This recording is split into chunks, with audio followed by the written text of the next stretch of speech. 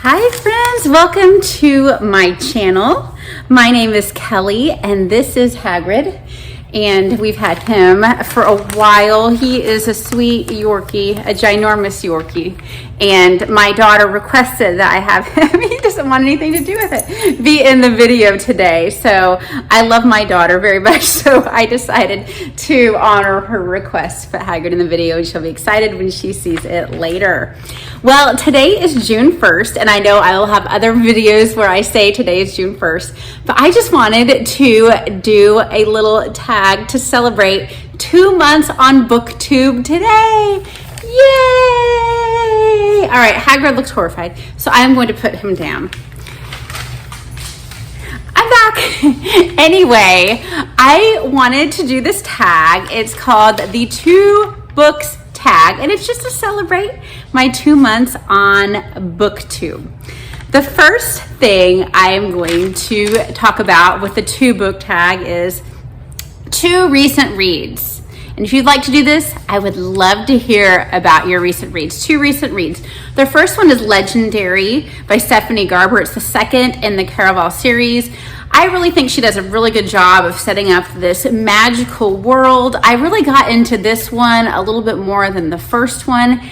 It's kind of a traveling carnival game type thing that is happening in the stories, and I enjoy it. It feels a little young for me personally. I like a lot of YA fantasy, and I really think she's a good writer. It just feels a little bit young for me, but I think I do recommend you read it, even if you like some more mature stories, just because I think she does such a great job setting the world up.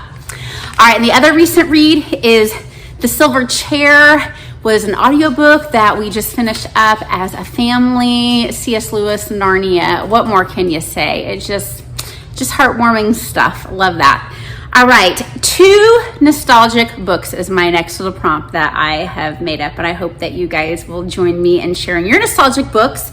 The first one is Anne of Green Gables. That is the book that I read in 2nd grade. I had seen the Megan Follows version of Anne at that age, and I think on the Disney Channel, and then I really just loved it so much. And when I found out that it was a book, I mean, I just devoured that series. So I love her spirit and her sense of imagination and kindred spirits, and it is just such a beautiful found family and friends story. Gilbert Blythe was my oh, I want to marry him kid crush when I was reading. So I love my husband much more than Gilbert Blythe, though, I must say.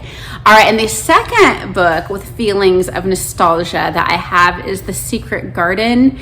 And this is about Mary Lennox, whose parents die in India. She was never really close to her family. She's a sour little girl, but she goes to this manor in England and the countryside, and she makes friends, and she discovers a cousin that she didn't know she had, and she helps her uncle heal from the loss of her aunt. And it's just such the wonderful thing about these 2 stories I'm sharing is they're such found families, which probably is my favorite trope, and there's just a theme of friendship and imagination and overcoming your past in it, that I think that's why I just love it so much. And I will probably someday be nostalgic about the sounds of my children fighting in the background that I hear right now. Not today, though. I hope they're okay back there. It's quiet now. Anyway, number 3 is 2 books you had to read for school, like middle school, high school, college, doesn't matter to me, that you would like to reread. And the first one of these is Silas Marner, and I think I read this maybe like in 8th grade for school, and it's by George Eliot. And now remember, George Eliot was a pen name for a lady. She wrote this story about this man, Silas Marner, who's falsely accused by his church of stealing money from them, and it seems like it was maybe like a good friend of his that set him up, and they believe that he did it. And so he's become like this outcast. He moves away, and one night he finds a little girl wanders up to his home, and he looks for the mom, and he finds that she is passed away. And so the story is about how he takes this little girl in, and he feels like he is been restored to a beautiful life. And I just remember feeling so happy and for these characters that they found each other, and I would love to give it a reread and see how I feel about it as an adult. The other one is Ivanhoe, and I believe I read this somewhere between like sophomore and senior year of high school, and it is by Sir Walter Scott. And it is about England in the Middle Ages, and the protagonist, Wilfred, has been disinherited by his dad because he is supporting like a more Norman king, and his dad is on the Saxon side of things. So he also has decided, Wilfred, to pursue love with a lady that his dad, for political reasons, wanted to marry off to a certain Saxon. And I don't remember a whole lot about this story. I just remember absolutely loving it and loving the sense of adventure in the story and the relationships of some of the characters and like some of the underdogs in the story.